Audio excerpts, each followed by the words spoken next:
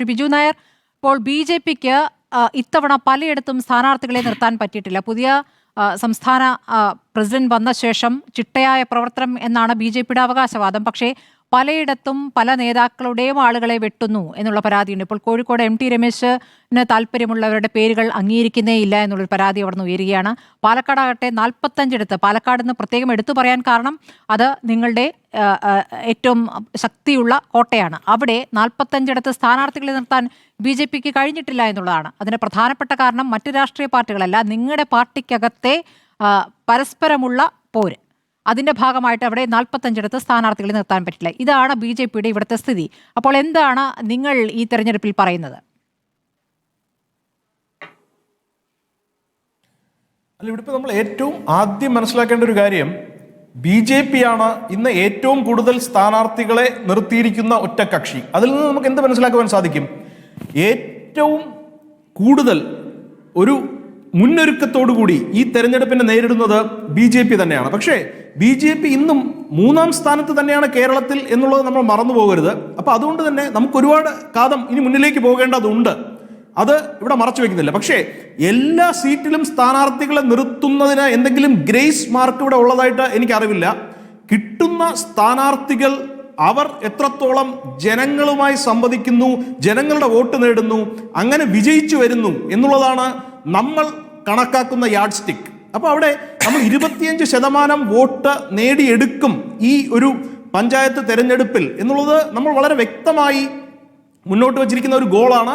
അപ്പം അതിനനുസരിച്ച് നമ്മൾ പ്രവർത്തിച്ച് മുന്നോട്ട് പോയിക്കൊണ്ടിരിക്കുകയാണ്. അതാണ് ഞാൻ ചോദിച്ചത് ശ്രീ ബിജു നായർ. അതായത് നിങ്ങൾക്ക് പാർട്ടിയിലെ പ്രധാനപ്പെട്ട നേതാക്കൾ മുന്നോട്ട് വെക്കുന്ന പേരുകൾ തള്ളുന്നു. ഇപ്പോൾ കോഴിക്കോട് ഒരു ഉദാഹരണമായി ഞാൻ പറഞ്ഞതാണ്, MT രമേശിന് താല്പര്യമുള്ള പല ആളുകളെയും വെച്ചിട്ടില്ല എന്ന് പറയുന്നു. അപ്പോൾ ഇത് അവിടെ പ്രചാരത്തെ ബാധിക്കും, സ്ഥാനാർത്ഥിയുടെ വിജയത്തെ ബാധിക്കും, ഇതൊക്കെ ബാധിക്കുമല്ലോ. അപ്പോൾ പലയിടത്തായി ഇത് കാണുന്നു. പാലക്കാട് നിങ്ങളുടെ ഏറ്റവും ശക്തിയുള്ള ഇടത്ത് പോലും ഇതാണ് സ്ഥിതി. അവിടുത്തെ പോര് പരസ്യമായി പുറത്തു വന്നു കഴിഞ്ഞതുമാണ്. ഇത് താങ്കൾ പറയുന്നതാണ്. പക്ഷേ ഈ താങ്കൾ പേരെടുത്ത് പറയുന്ന നേതാക്കൾ പോലും ഇങ്ങനെയല്ല പറഞ്ഞിട്ടുള്ളത് എന്നുള്ളത് താങ്കൾ ഇവിടെ ഓർമ്മിക്കും എന്ന് ഞാൻ പ്രതീക്ഷിക്കുകയാണ്. അപ്പോൾ ഇത്തരത്തിലുള്ള നരേറ്റീവുകൾ ഇത് ഇന്നും ഇന്നലെയും തുടങ്ങിയതല്ല. BJP ഒരു വർഗീയ പാർട്ടിയാണെന്നും BJP-ക്കകത്ത് എപ്പോഴും പോരാണ് എന്നുള്ളതും ഒക്കെ നമ്മൾ കണ്ട് തഴമ്പിച്ചതും കേട്ട് മനം മടുത്തതുമായ വിമർശനങ്ങളാണ്. അതൊക്കെ പണ്ടത്തെ കഥയാണ്. ഇന്ന് നമ്മൾ നോക്കുന്നത് വികസനത്തെ മുൻനിർത്തി ആരാണ് വിജയം നേടുവാൻ പോകുന്നത് എന്നുള്ളതാണ്. അപ്പോൾ ജയരാജൻ സാഹു പറഞ്ഞ വളരെ വിസ്തരിച്ചാണ് അദ്ദേഹം പറഞ്ഞെങ്കിലും അതിലുള്ള പ്രധാനമായി അദ്ദേഹം പറഞ്ഞത് കേരള നമ്പർ 1, ആ നമ്പർ 1 ആക്കിയത് ഇടതുപക്ഷം എന്നാണ്. അദ്ദേഹം അധികാര വികേന്ദ്രീകരണത്തിന്റെയൊക്കെ ക്രെഡിറ്റ് ഒരു ആകെ മൊത്തം തന്നെ അടിച്ച് മാറ്റുവാൻ ശ്രമിക്കുന്നുണ്ട്. പക്ഷെ നമുക്കറിയാം 50% സ്ത്രീ സംവരണം കൊണ്ടുവന്നത് പോലും 2006 ബീഹാറിലാണ്. അതുപോലെ തന്നെ മറ്റു പല മേഖലകളിൽ എന്ന പോലെ ഈ ഒരു അധികാര വികേന്ദ്രീകരണത്തിന്റെയും ക്രെഡിറ്റ് LDF-ന് ഒരു രീതിയിലും അവകാശപ്പെടുവാൻ സാധിക്കുകയില്ല. മാത്രമല്ല അദ്ദേഹം പറയുന്നത് ഈ ശബരിമല സ്വർണ്ണക്കൊള്ളയൊന്നും LDF-നെ ബാധിക്കാൻ പോകുന്നില്ല എന്നുള്ളതാണ്. അതിൽ നിന്ന് തന്നെ നമുക്ക് മനസ്സിലാക്കാം അവർക്ക് എന്തോ ഒളിച്ചു വെക്കുവാനുണ്ട് എന്നുള്ളതാണ്. കാരണം അവരുടെ കൈകൾ ശുദ്ധമാണെങ്കിൽ അവർ പറയേണ്ടിയിരുന്നത് എന്താണ്? ഇത് ജനങ്ങൾ ഒരു വിഷയമാക്കട്ടെ, ജനങ്ങൾ ഇതും കൂടെ കണക്കിലെടുത്ത് വോട്ട് ചെയ്യട്ടെ, കാരണം നമുക്ക് ഇതിൽ പങ്കില്ല, ഉദ്യോഗസ്ഥരാണ് ഈ സ്വർണ്ണക്കൊള്ള നടത്തിയത് എന്നിവർ തുറന്ന് സമ്മതിക്കുവാനുള്ള ആ ഒരു നട്ടെല്ല് പോലും കാണിക്കാത്തതിൽ നിന്ന് നമുക്ക് മനസ്സിലാവുന്നത് ഇവർക്ക് ഇതിൽ ഒളിക്കുവാനുണ്ട് എന്നുള്ളതാണ്. ഈ ഉദ്യോഗസ്ഥർ ഇവരുടെ ചൊൽപ്പടിക്ക് നിന്നുകൊണ്ടാണ് ഈ കൊള്ള നടത്തിയെടുത്തത്. മാത്രമല്ല ഈ ഒരു അത് ഹൈക്കോടതിയുടെ ഇടപെടൽ കൂടിയാണ് ഈ ഒരു അന്വേഷണത്തിന് കാരണമായി ഭവിച്ചത്. എന്നിട്ട് പോലും ഈ അന്വേഷണത്തിൽ ഇന്ന് സാധാരണ ജനങ്ങൾക്ക് വിശ്വാസമില്ല എന്നുള്ളതാണ് സത്യം. കാരണം ഇത് ഉന്നത തലങ്ങളിലേക്ക് എത്തുന്നില്ല. ഇപ്പോഴും തെളിവ് നശിപ്പിക്കുകയും അതുപോലെ ഉന്നതരെ സംരക്ഷിക്കുകയും ചെയ്യുന്ന രീതിയിലാണ് ഈ ഒരു ഇൻവെസ്റ്റിഗേഷൻ ടീം പോലും മുന്നോട്ട് പോകുന്നത്. ടു ലിറ്റിൽ ടു ലേറ്റ് എന്നാണ് ഈ ഒരു അന്വേഷണത്തെ കുറിച്ച് ജനങ്ങൾക്ക് പറയുവാനുള്ളത്. മാത്രവുമല്ല ഈ ഒരു തെരഞ്ഞെടുപ്പിനെ മുന്നിൽ കണ്ടുകൊണ്ട് മാത്രം നടത്തുന്ന ഒരു പൊറാട്ട് നാടകം മാത്രമാണ് ഈ അന്വേഷണം. ഈ ഒരു തെരഞ്ഞെടുപ്പ് കഴിയുമ്പോൾ ഇപ്പോൾ അറസ്റ്റ് ചെയ്തവർ തന്നെ പുറത്തു വരികയും ഈ അന്വേഷണങ്ങളൊന്നും ശരിയായ രീതിയിൽ നടക്കാത്തത് കൊണ്ട് അവർ വളരെ കോടതിയുടെ നിരീക്ഷണത്തെ നിങ്ങൾ സംശയിക്കുകയാണോ? ഒരു കാര്യമുണ്ട്. അല്ല, കോടതിയുടെ നിരീക്ഷണത്തെ സംശയിക്കുന്നുണ്ടോ ശ്രീ ബിജു നായർ? കോടതിയുടെ നിരീക്ഷണത്തെ അങ്ങനെയല്ല ഞാൻ പറയുന്നത്. കോടതിയുടെ മേൽനോട്ടത്തിൽ പോലും ഇല്ല. അന്വേഷണത്തെ അട്ടിമറിക്കുവാനുള്ള സഹാക്കളുടെ കഴിവ്, കക്കാൻ പഠിച്ചാൽ നിൽക്കാൻ പഠിക്കണം എന്നുള്ള രീതിയിലുള്ള ഇവരുടെ പ്രവർത്തനം, അത് നമ്മൾ പല കാലങ്ങളായി കണ്ടിട്ടുള്ളതാണ്. അതുകൊണ്ടാണ് ജനങ്ങൾക്ക് സംശയമുള്ളത്. ശരി, അപ്പോൾ ശ്രീ ബിജു നായർ, നിങ്ങളെ സംബന്ധിച്ച് ഒരു സർക്കാരിനെ തെരഞ്ഞെടുത്ത് ബി ജെ പിയെ സംബന്ധിച്ച് ഇപ്പോൾ ഈ ശബരിമല സ്വർണ്ണക്കൊള്ള മാത്രമാണോ ഉന്നയിക്കാൻ പറ്റുന്ന വിഷയം? അതല്ലാതെ ഇപ്പോൾ വികസനവുമായി ബന്ധപ്പെട്ട് പറയുമ്പോൾ സ്വാഭാവികമായും സംസ്ഥാനത്തെ വികസന നേട്ടങ്ങൾ സംസ്ഥാന സർക്കാർ പറയും. നിങ്ങളെ സംബന്ധിച്ചാണെങ്കിൽ നിങ്ങൾ ഇങ്ങോട്ട് തരേണ്ട, കേന്ദ്രം ഇങ്ങോട്ട് തരേണ്ട ഫണ്ട് തരാത്ത സാഹചര്യമാണ് ഇവിടെ നിൽക്കുന്നത്. അതും ഇവിടെ ചർച്ചയാകും. അപ്പോൾ ഇവിടെ ബി ജെ പിക്ക് പറയാൻ എന്തുണ്ട് കേരളത്തിൽ?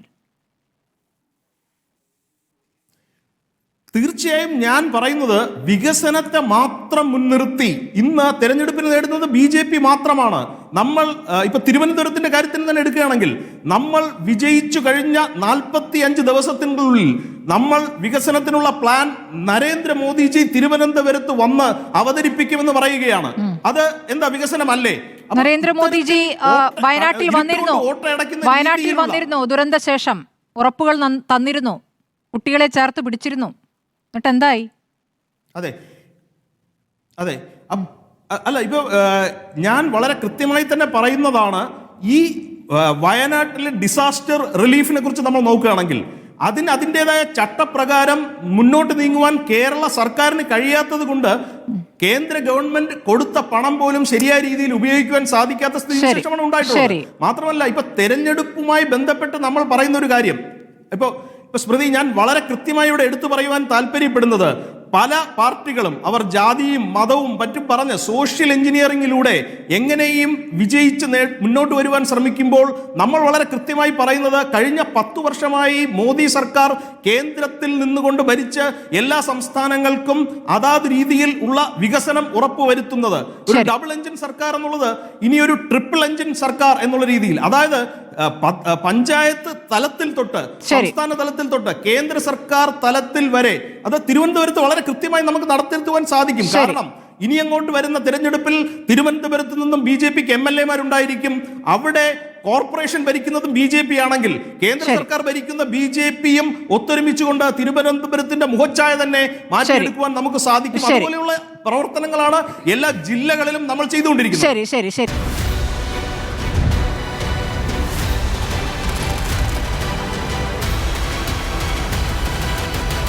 Debate with Smriti Parathikar.